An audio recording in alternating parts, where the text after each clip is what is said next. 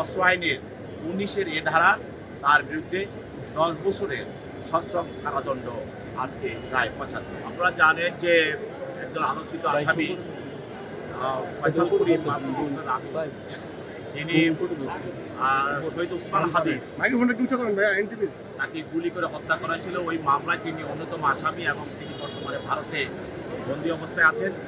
সেই ফয়সাল করিম মাসুদের বিরুদ্ধে এর পূর্বে একটি অস্ত্র আইনের মামলা হয়েছিল, সেটা হলো আদাবর থানায়। এবং এই থানায় মামলায়, এই অস্ত্র আইনের মামলায় অর্থাৎ তার বাসায় পুলিশ রেড দেওয়ার পরে তাকে গ্রেপ্তার করে এবং তার দেখানো মতে তার খাটের নিচে একটা প্লাস্টিক ব্যাগের ভিতরে বিদেশি 2টি পিস্তল পাওয়া যায়। একটি পিস্তলে 4 রাউন্ড গুলি ছিল, আর একটি পিস্তলে 1 রাউন্ড গুলি ছিল এবং ম্যাগজিন সহ উদ্ধার করে তাকে পুলিশ গ্রেপ্তার করে আদালতে সোপর্দ করে।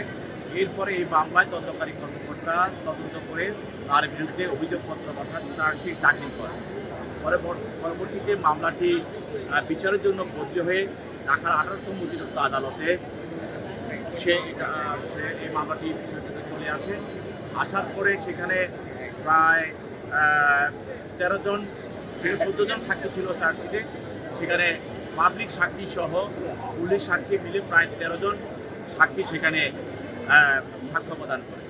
এই সাক্ষ্য প্রদানে মামলাটি মালিকপক্ষ অর্থাৎ সরকার পক্ষ মামলাটি প্রমাণ করিতে সক্ষম হয় এবং এই মামলাটি দীর্ঘদিন সাক্ষী নেওয়ার পরে এই মামলায় যুক্ততর্ক সরকারপক্ষে যুক্ততর্ক করা হয় এবং ওই মামলায় নিয়োজিত 2জন অ্যাডিশনাল পিপি, একজন আলমগীর খান এবং মোহাম্মদ আলী, তারা এই মামলায় সাক্ষী গ্রহণ করে এবং যুক্তিতর্ক করেন এবং মামলাটি প্রমাণ করার জন্য আদালতকে সহযোগিতা করেন। আদালত এই সাক্ষীদের সাক্ষ্য জবানবন্দি এবং বিষয়বস্তু দল তালিকা সব কিছু বিবেচনা করে, যেহেতু আসামি জামিনে গিয়ে পলাতক ছিল, তার পক্ষে কোনো আইনজীবী তাকে ছিল না, যেহেতু সে পলাতক ছিল।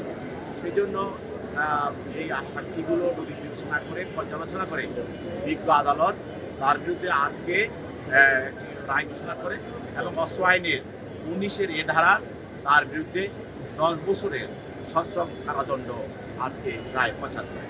আমরা এখন রায়ের কপিটা আমরা পাই নাই।